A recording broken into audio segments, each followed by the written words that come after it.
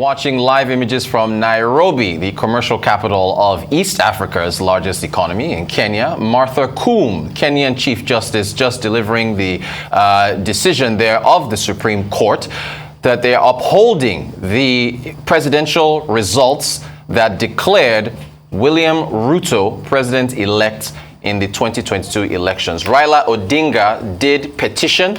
The Supreme Court, of course, per the Constitution, had about 14 days to decide, and they have delivered their judgment. And we are here live with analysis of this decision that has just come through from the Supreme Court of Kenya. Of course, I'm Rotus Odiri, Global Business Report. A special analysis here. We have, of course, Emmanuel Efeni, Arise News analyst, and also Kayode Otitoju, who is, of course, joining us in the studio, Arise News analyst as well. Gentlemen, you're very welcome. I want to get your take on what we've just seen. Mr. Efeni, what do you make of what we've seen? Well, that's the ruling of the Supreme Court of Kenya on the presidential election. Was the Chief Justice of Kenya, Martha Koome, delivering what is easily a unanimous decision, according to the ruling of the Supreme Court on that petition. And he was very clear on the fact that the burden of proof, of course, on the petitioners, they've not been able to prove that the winner of that election, William Ruto, did not meet the threshold of 50% plus one. Indeed, all efforts to put a hold in that what he garnered at the polls turned out to be fruitless, because after all the calculations, indeed, he pulled 50% plus one. And the illegalities cited, the indiscretion of the commission mentioned by the petitioners, amongst other infractions, the rule that they're not enough to affect the outcome of the result, which is very key. Then the four commissioners who pulled out of, the court ruled that, yes, pulling out is not enough. But they did not bring any evidence to show that indeed there were infractions in the electoral process that pronounced William Ruto the victor in that election.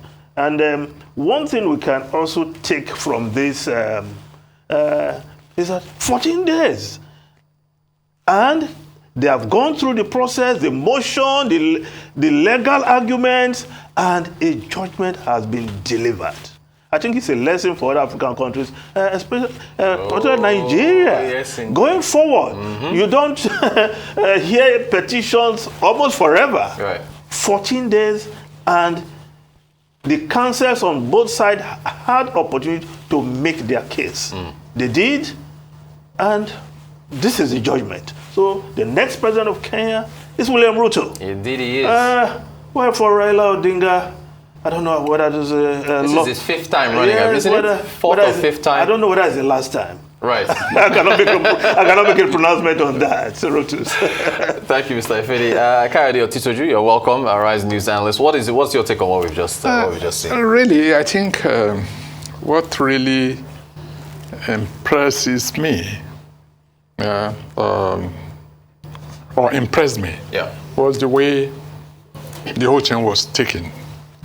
The Supreme Court judge, Martha Koome, took time to analyze things before arriving at the judgment. To the extent that once I think they use his for either male or female when it's once the judgment is given, nobody can It's final. Question it. Yeah, yes. That's it. No, Supreme Court judgment is final, but you don't limit it to just the Supreme Court judge. Because after the Supreme Court judge decision, you are still left with the People's Court. So, but when things are painstakingly analyzed and the judgment delivered to the, best acceptability to both the judiciary, the legislative, and the executive, then it will pass the judgment of the people as well. So, do we have anything to learn from this, from our electoral system? First of all, this thing was done on time. Yes, it was. Within 14 days, this decision was made. And again, it's not likely after leaving the court that Odinga and Ruto will be fighting or the supporters. No, because of the way the cases were presented and the way the decision was made. What does this 2017, Mr. Efeni, let me come back to you. That election, was annulled. There was repeats. There was violence in the streets. There were, the fatalities and so on and so forth. Mr. Tisojo was just mentioning now about, Ruto and Odinga supporters, no fighting.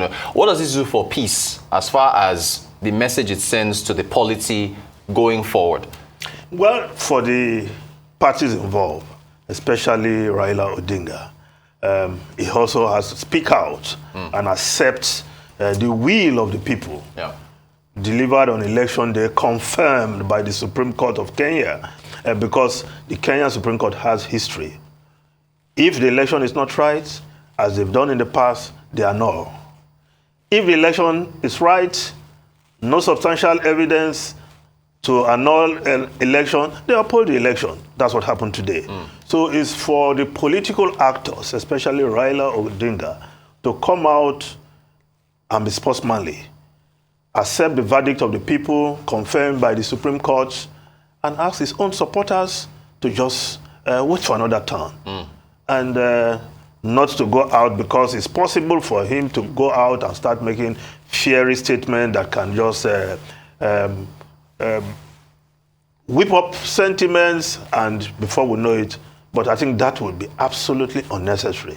Yes, he should see himself as a statesman who must accept the verdict of the people. Yes, the people have not voted for you on so many occasions, you have not won, but that is not the end of life, and that should not bring chaos to a country. And that's where politicians must learn to accept the verdict of the people. Yes, you say we used to assume, in African countries, politicians, but we also saw in America that some people fail to also accept the verdict of the people. So now we talk about politicians generally, not just African politicians. They must learn to accept the verdict of the people and calm their supporters. There's always another day for fights. Yes. Thank you, Mr. Efeni. Mr. Tisojo, let me come back to you. The importance of the efficiency of, or rather, the importance of the efficiency of a justice system. What is that? When you compare what we've had in Nigeria historically with what we've just seen there, how much does this emphasize the importance of that tier of government when it comes to the justice system, and how quickly the wheels of justice move in a country when it comes to deciding massive issues like this or events like this, like elections? Well, we can get there quickly and earlier than envisaged if we can take the bull by the horn by making sure that in the process of appointing and ratification of Supreme Court judges and the Chief Judge,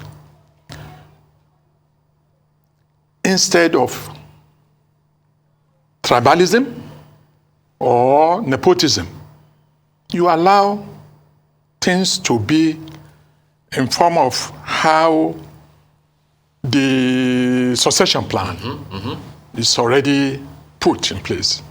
If A is the next in line to become chief judge. Don't bring any other, to change the system. Yeah.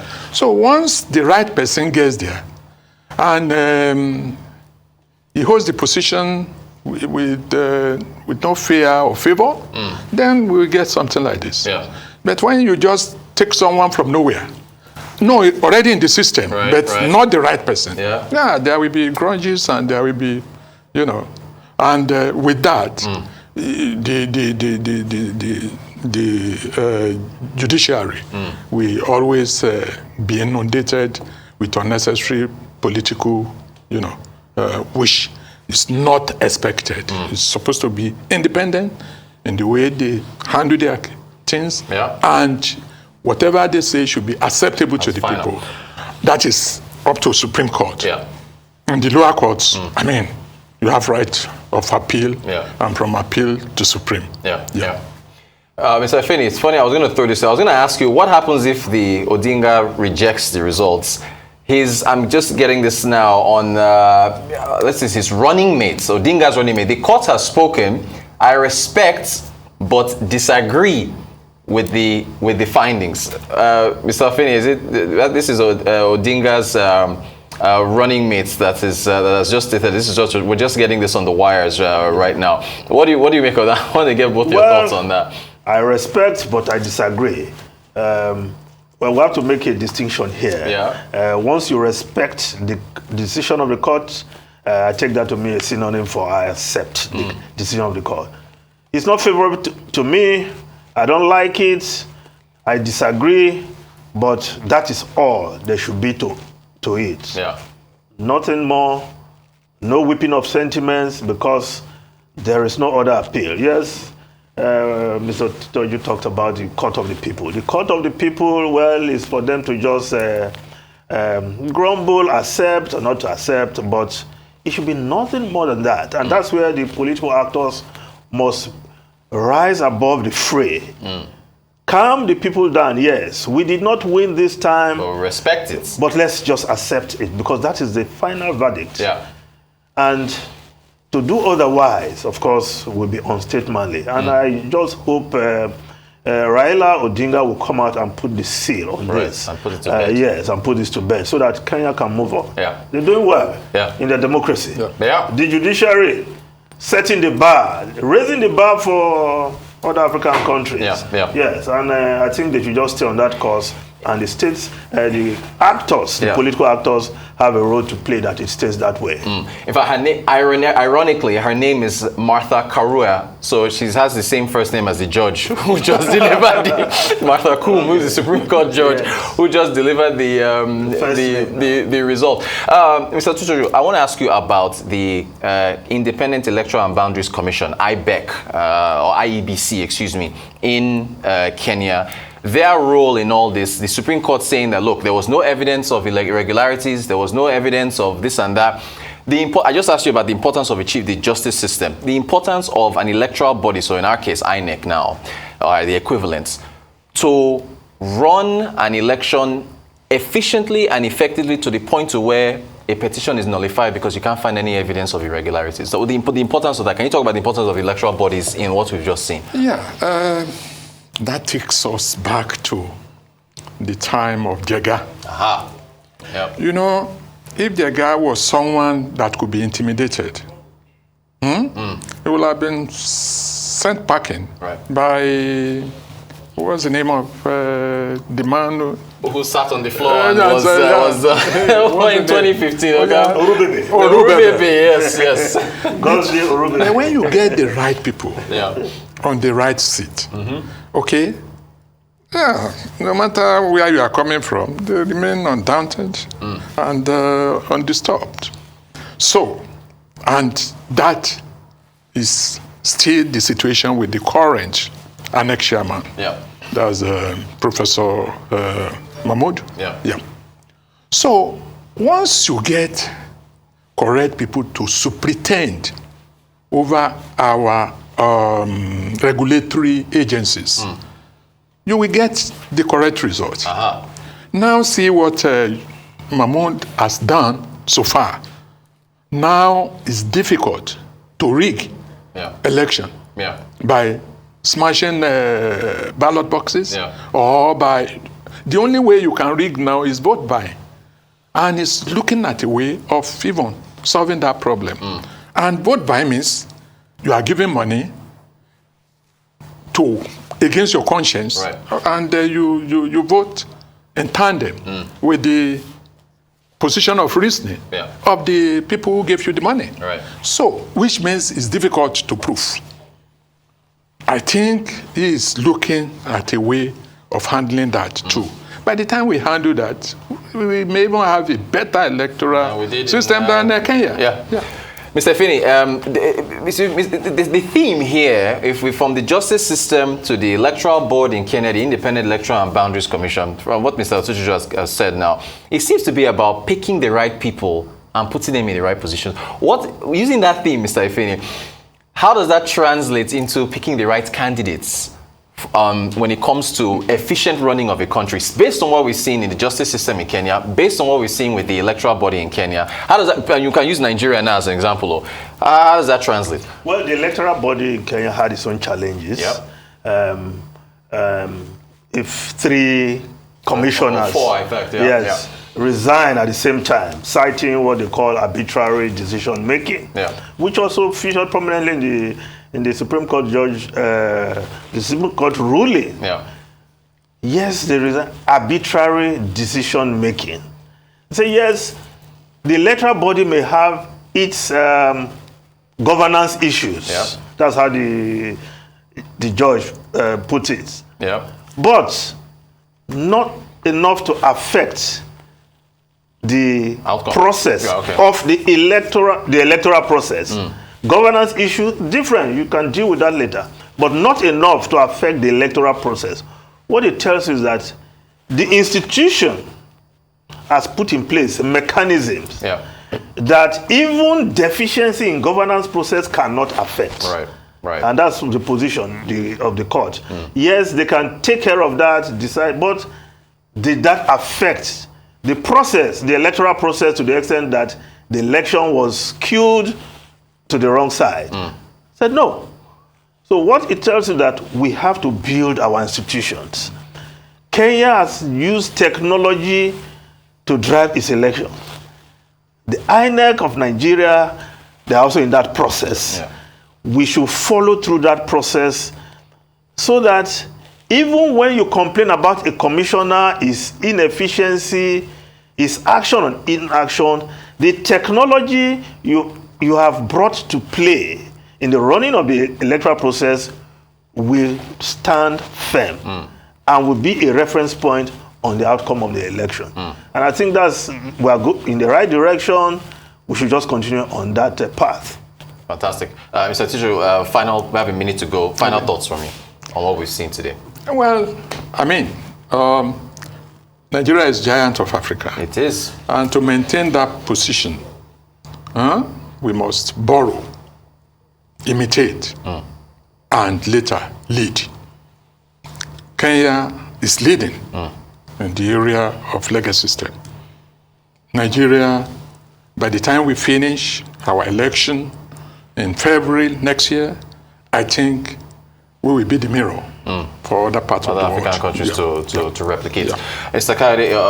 Otuju and Mr. Emmanuel Efeni, Arise News analyst, thank you so much for joining us for this special discussion on the breaking news, the Supreme Court of Kenya maintaining and upholding the victory of William Ruto, who is now officially president-elect.